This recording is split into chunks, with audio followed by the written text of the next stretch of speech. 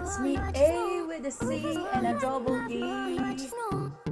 Please don't forget to click subscribe. Hey, it's me, A with a C and a double E, AC. For another makeup tutorial, here's another optical illusion na ipapakita ko sa inyo. Borda-borda ba kayo? Dahil hindi pa rin tapos ang ating enhanced community quarantine. Well, okay lang yan. Tuturuan ko kayo kung paano hatiin ang makakapal nating mukha. Charot. Maraming hindi papayag. Sige, ako na lang. Panoorin nyo na lang itong video natin on how to do this another optical illusion, the slice or dropping face, kung sakaling bored na kayo. Okay? So just keep watching. Let's start! I'm doing an outline of the sliced face illusion.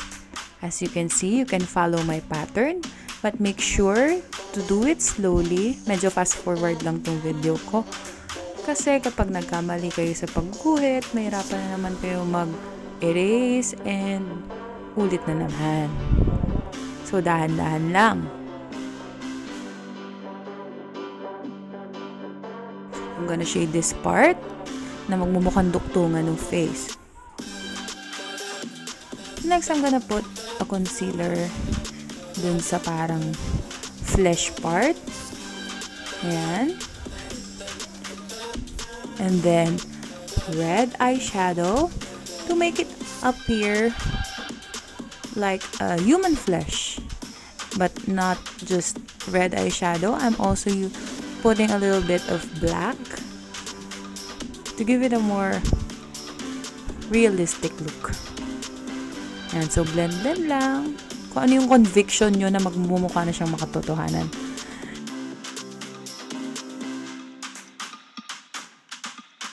Now I'm putting a concealer dito sa medyo sa may labas, sa may hati. This is to highlight. The purpose of this highlight is para mas magmukha siyang hiwalay.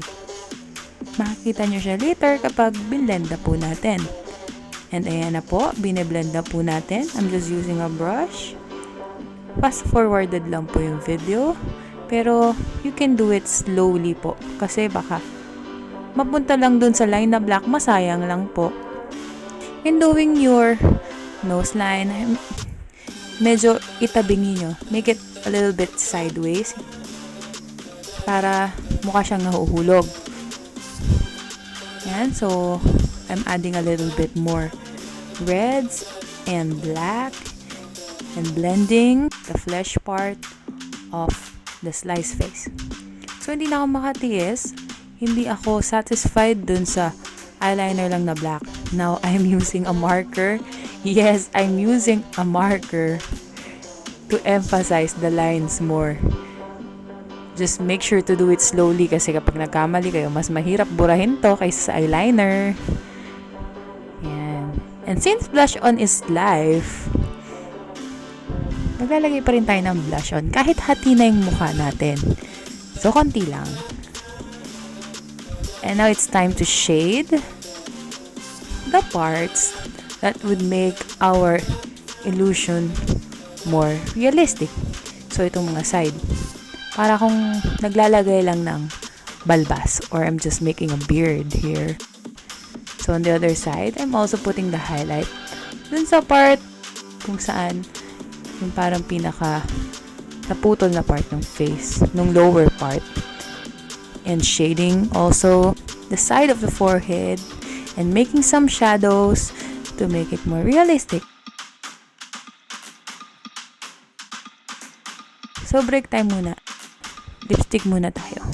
Gusto ko yung medyo dark. And now, tuloy na natin yung outline dito sa kabilang side.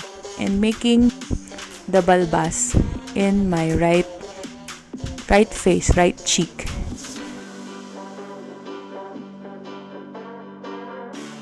Blend nyo lang maigi yung black eyeshadow. Huwag masyadong lalagpas dun sa face natin. And that's it! That's our sliced face tutorial. Here's the final look.